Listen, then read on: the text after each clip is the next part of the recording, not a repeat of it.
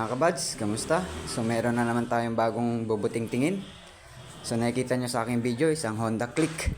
Ang issue nito ay ayaw nang gumana ang kanyang brake light sa bandang kanan, no? So ipapakita ko sa inyo kung paano natin aayusin. At paalala ko lang, tayo ay hindi eksperto sa larangan ng pagmemekaniko. Susubukan natin malaman kung ano ang problema nito. So nakikita nyo itong ating Honda Click. Susubukan natin siyang buksan, no? Tingnan kung iilaw ba yung kanyang brake light. So yan. On natin. Yan, on na siya. Tingnan natin kung gagana yung likod. Ano natin to, i-click muna natin yung kanyang lever. So ayan, papakita ko sa inyo.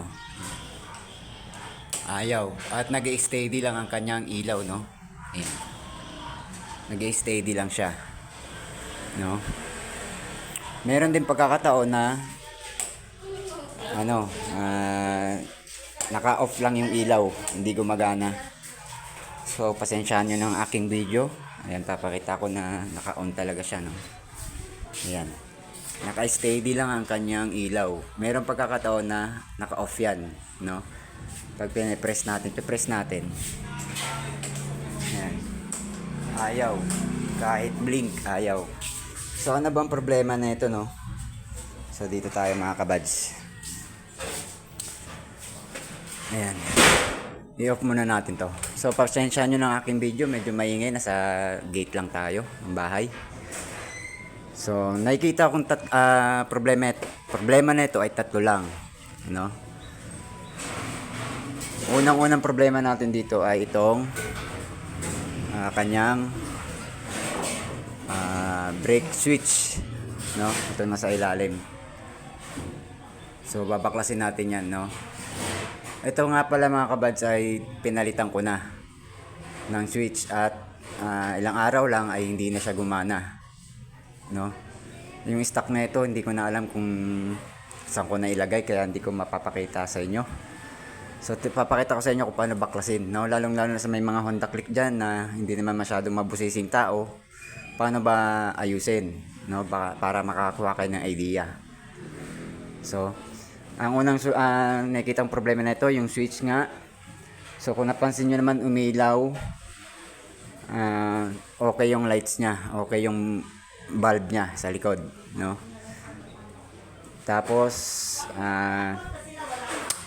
yung wire okay na rin, kasi kung sira ang wire nito ay hindi iilaw yan, no? Kasi nga may putol, no? May putol na wire at hindi rin siya ilaw kung sira yung bulb, no? So babaklasin natin to, no?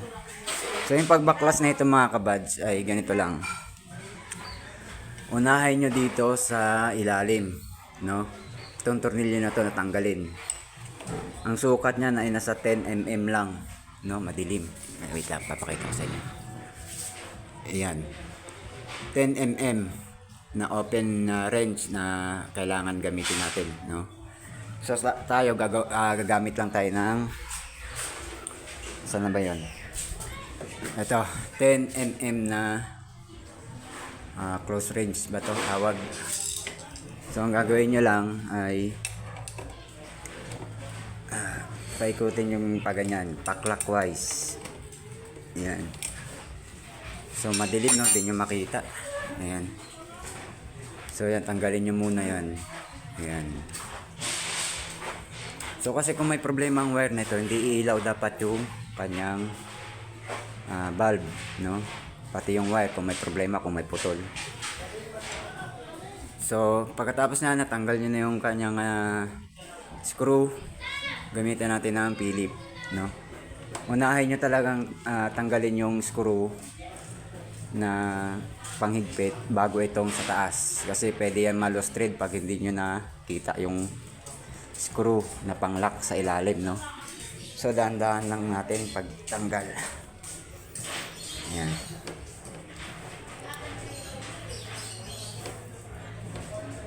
Babaklasin natin siya.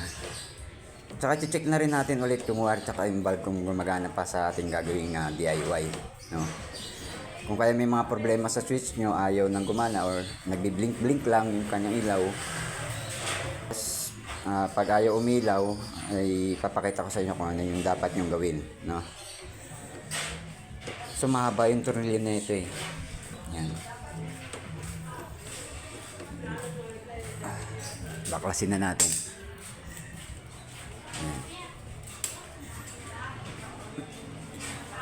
Yung switch na to ay aftermarket ko na pala binili, hindi na sa mismong Honda. Kasi naghanap ako sa Honda nito at wala silang stock, no? 4 na Honda na yung pinuntahan ko para lang makabili ng original na pyesa. So natanggal na natin, hugutin nyo lang yan. Hugutin nyo lang yan. So nakikita nyo yung switch, ito, ayan. May tornilyo pa yan dito para matanggal natin to, yung switch. So gamitan lang natin ulit ng Philip, no? Ganyan na lang natin. Ayan, madilim Ayan. Pakita ko na lang sa inyo. Ayan, naluwagan na natin, no? Ang hirap talaga mag-video pag wala tayong gamit, no? So ayan, tanggalin na lang natin. Ayan. So natanggal na natin, no? Yung switch nya. So paano ba natin huhugutin to? So yan, ano na siya, no? Ito, dapat hugutin nyo yan. Hugutin na natin to. Ayan. Dahan-dahan lang. Yan. Yan yung switch nya. Okay. So ano bang problema nito? Bakit ganun, no? Yung original ay nababaklas din naman yun. Pero maselan. Dapat dahan-dahanin ang pagbaklas at hindi dito yung tatanggalin mo. Itong may guhit na to, hihiwalayin mo to, hindi yung ganun. Yung sa stock kasi buong ito, yung saksakan ang huhugutin pag ganun palabas, no? Hindi yung ito yung buong tatanggalin nyo, no? Kasi pag buo yan tinanggal nyo, masisira lang, mababasag yun at masasayang lang yung DIY nyo, no, gagawin. So hugutin lang yun. Pag nakahugot yun, kung yun ang problema sa tingin nyo, ay linisin lang ninyo, no? Try nyo lang, isprayhan nyo ng WD-40 or baka maluwag na yung kanyang spring doon sa loob. So ito, babaklasin natin to at linisin, no? Para makita natin yung problema. Sigurado ako madumi na to kasi nga hindi siya waterproof or napapasukan siya ng mga alikabok, mga ganyan, no? Kaya kinakalawang yan, katulad niya, no? Kinakalawang na. So ano lang natin, babaklasin natin to, papakita ko sa inyo yung loob, no? So yun, no, mga kabads, ito na yung binaklas na natin siya, no? Kanyang housing, no? Nakikita nyo, napakadumi. Ayan, ito yung pinakaloob niya, no? Wala namang masyadong mabusising nito, pyesa, no? Kundi itong kanyang spring at ang kanyang socket, no? Ayan, babaklasin natin, papakita ko sa inyo. Ayan, napakakalawang. Kaya siguro nag-i-stock lang yung ilaw, no? Naka-steady lang siyang naka-red, hindi siya yung nagbi-blink, no? So meron din parang naka-off yung lights natin, no, sa likod. Ayan. So lilinisin lang natin ito gamit ang, pwede rin yung WD-40, mas maganda. Pero tayo ay naubusan na, gagamitin natin ay yung alcohol, no? Tsaka punasan lang natin at pwede rin natin itong is-isin ng liha, no? Mas maganda kung may WD-40 para itong mga gilid na to ay ma-sprayan natin at matanggal ang kanyang kalawang. So na mga kabads, no, nilinis na natin. So nakita nyo, napakalinis na nyan. Ayan, ginamit ko lang ay isang alcohol at isang cotton buds, no? Tapos inis-is na rin natin siya gamit ang liha, no? So napakalinis na. So ikakabit na lang natin siya. Ganun lang din yan. Paano tinanggal? Ganun yun din siya ikakabit yan. May nakita kayong lock niya, 3. So dito yan nakatapat. So ikakabit natin. Yan, ganyan yan siya. Yan. Hindi. So pasensyaan nyo na yung aking video, maingay. Dahil nasa tapat lang tayo ng gate, no? So ganyan yan siya mga kabads. Yan, dapat ganyan ang forma. So nanginginig pa ako, pasmado. Yan, ididiin lang natin siya. Yan. Up. So yan, nadiin na natin, no? Ito mga kapaps, pwede natin gawin tong ano, no? Waterproof, no? Kung meron kayong isang mighty band at syempre yung patapon na styrofoam, no? Pwede natin gawing waterproof to para hindi kagad siya pasukan ng mga alikabok at tubig, no? Para hindi kagad siya kalawangin. So maganda naman yung mga ano sa aftermarket, no? Ang pangit lang sa kanila kasi yun nga, katulad nito ay hindi waterproof, no? Kaya madaling masira, no? Ayan yung kadalasang ano nito problema. Kasi napapasokan ng tubig at mga alikabok. So susubukan natin siyang ikabit, no? Kung ganun pa rin yung reaction ng ating tail light, no? Dito sa ating kanan ng ating motor. So ayan. So ito na. Pagkabit ng nito ay ganun din. Sundin nyo lang yung kanyang ito, pinakaulo, ano? Yung switch niya ay ganyan yung forma niya. Ito yung tornilyong tinanggal natin kanina ay maliit. Dapat nakatapat yung ganyan. Ito meron niyang butas dito para may pasok natin na maayos. So ipasok natin na maayos. Ayan, papakita ko sa inyo.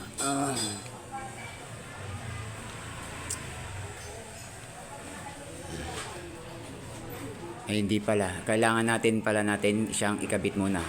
So bago natin ikabit to, ipapakita ko sa inyo muna yung aking paraan paano natin ma-check kung yung ating wire ay putol. Putol dito at pwede rin putol doon sa likod, no? Kasi mga kabads, pag tayo ay nagka-problema sa ating switch lights, yung problema na ito, either yung bumbilya, katulad nga ng sabi ko kanina, yung bumbilya at ang wire. So nakita naman natin kanina na okay naman yung wire dahil nag-steady yung kanyang ilaw. So ito papakita ko lang sa inyo yung teknik ko paano natin malalaman kung bakit ayaw nang umilaw yung ating tail light, no? So i-check natin to, itong dalawang to. Ayan. Papakita ko lang sa inyo. Malay nyo na maka-encounter kayo ng ganitong problema sa inyong mga motor kahit hindi Honda Click, no? Kahit hindi Honda Click yung motor nyo.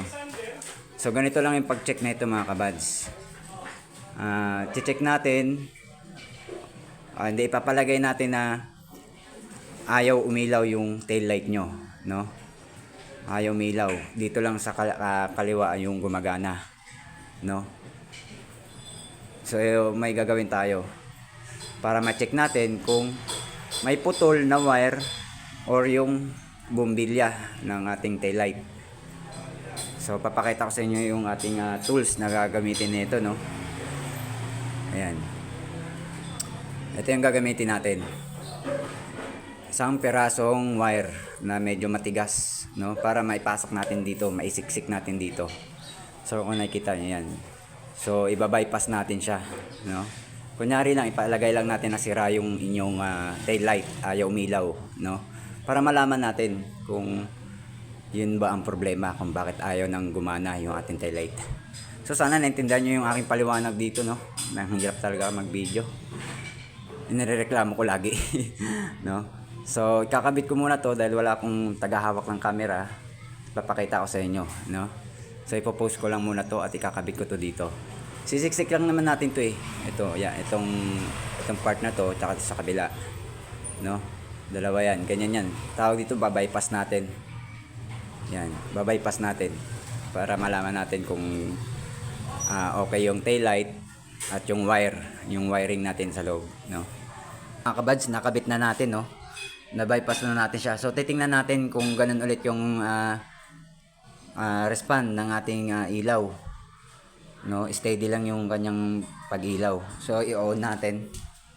So ito lang yung paraan para malaman natin kung pundi yung ating ilaw o kaya yung putol yung ating wiring, no?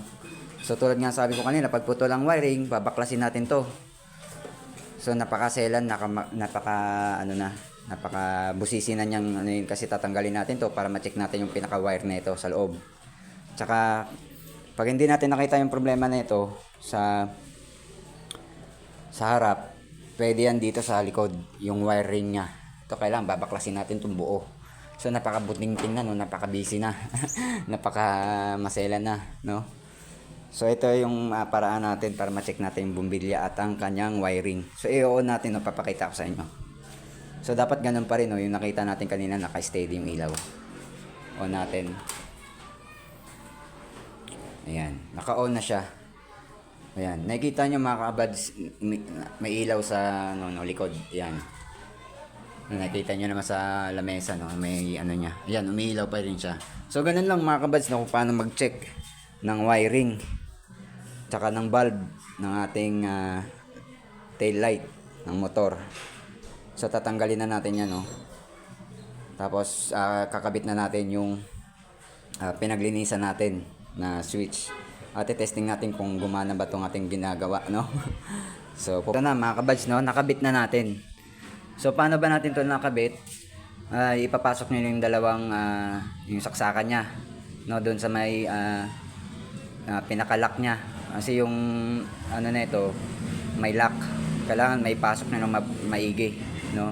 Idiin nyo para mapasok siya, para humigpit, para hindi magka-problema sa kanyang pag ano ng kuryente, kumbaga, no?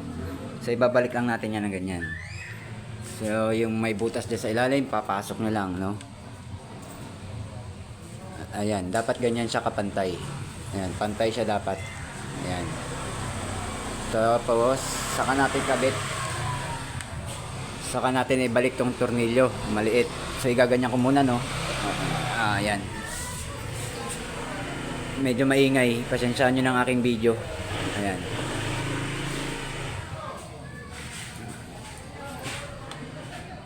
Ayan, pwede nyo naman tong kamayin, eh.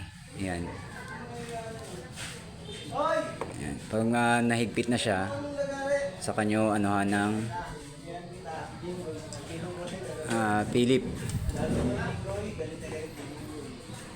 Ayan. Higpitan natin para hindi umalog-alog. Kasi pag umaandar tayo, mamaya hindi pa masikip, pwede ang mahulog, no? Magka-problema pa tayo sa brake. Ayan. So, ganon. Ngayon, babalik na natin to.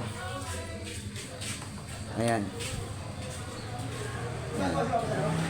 Sabay yung kanyang tawag dito, lever. Ayan.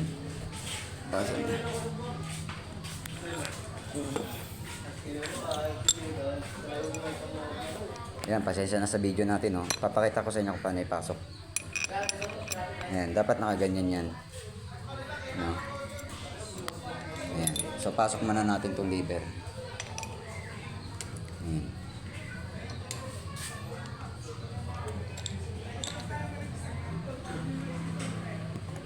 So ang pagpasok na ito dapat ganyan mga kabads. Makikita nyo yung butas, no? Mahirap pa naman ipasok to, kasi kailangan yung gamay-gamayin, no? Para maipasok yung tornilyo, no? Yan, pasok lang natin yung dalawa. Gusto nga silipin natin.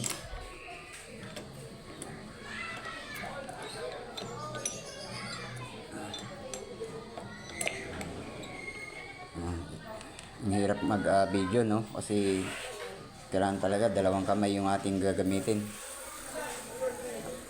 Mahirap magkabit, no? So yan, nakikita nyo yung butas, hindi pa pantay. Dapat pantayan.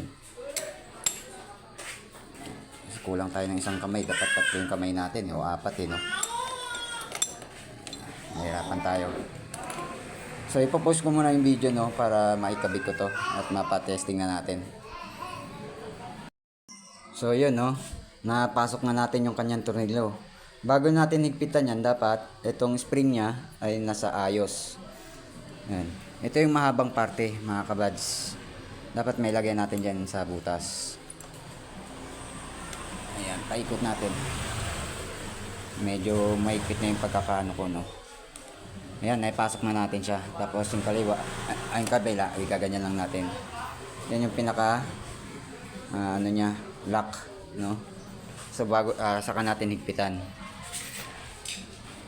So ganun lang, no, mga kabads. So sana gumana yung ating DIY, no. No. Pag mahigpit na siya, ay hayaan nyo na siya, no. Mahigpit na siya. Ngayon, ibalik na natin yung pinaka ano niya, yung tornilyo, no. Ito. Yun yan. 10mm yung gamitin nyo. Open range or close range. Ayan, para mabilis nyong matanggal. No, kakabit lang natin. Papakita ko sa inyo. Ayan. So, pasensya nyo nating video. Medyo mahaba. 23 minutes. Mahirap talaga pag ikaw lang ang mahawak ng cellphone, no, para mag-video. Pero mas gusto ko na yung ganito, yung talagang papakita sa inyo yung buong video kaysa magkakat-kat. Kasi yung iba, pag gumagawa ng video, kinakat nila pero may mga sekreto silang ginagawa doon, no, para mapapakita sa inyo yung talagang ginawa nila. So, higpitan lang natin to, no, ganyan. Ipapakita ko sa inyo. Yan. Higpitan nyo lang yan. Huwag naman masyadong mahigpit, no, mga kabads. So, yan na. Nakabit na natin kanyang switch at nalinis na natin yung kanyang problema. Kaya siguro hindi gumagana yung ating brake light switch, no. So, papaanda rin natin. Papakita natin sa inyo kung gumagana. So, yan. Ayan, nakikita nyo, wala masyadong ilaw dun sa may table. Ayan na siya, no? Medyo dim, no? Hindi katulad kanina masyadong maliwanag. So i-click natin to, no? Higpit, tingnan natin to.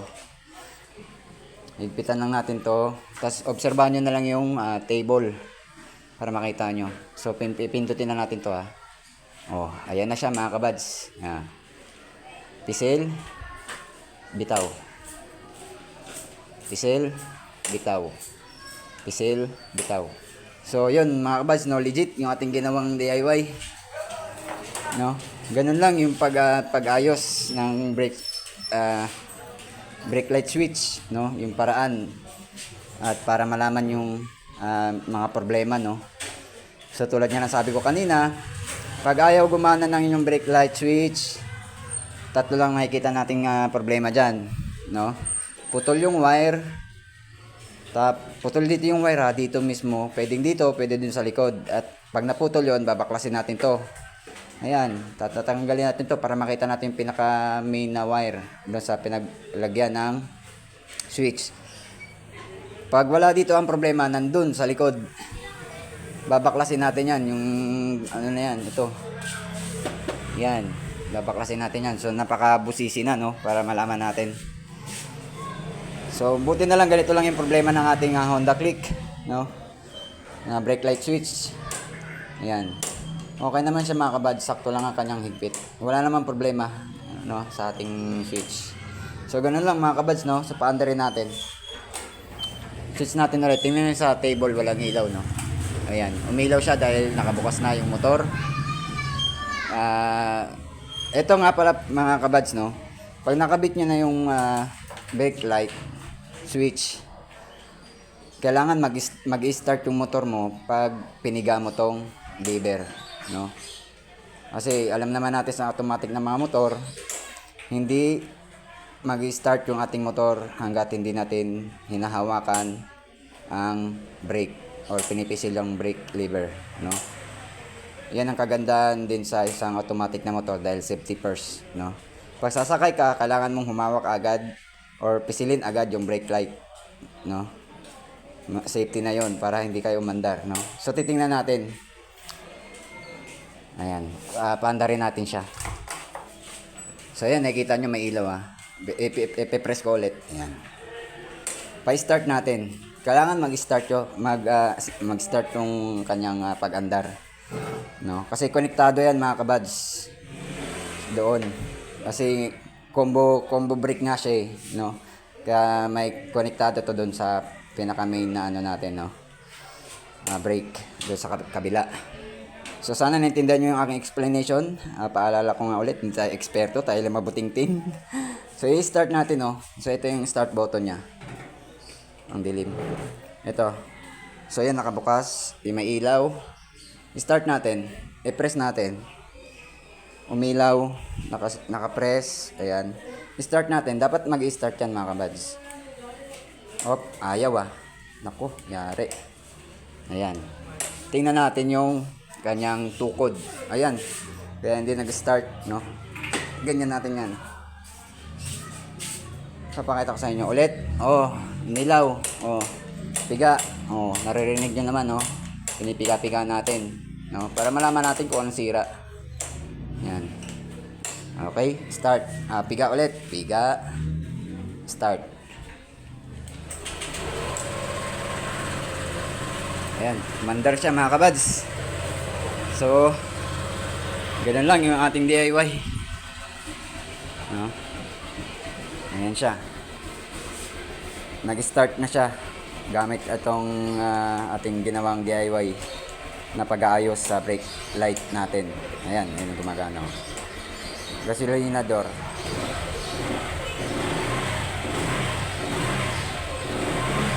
Yun. Higa.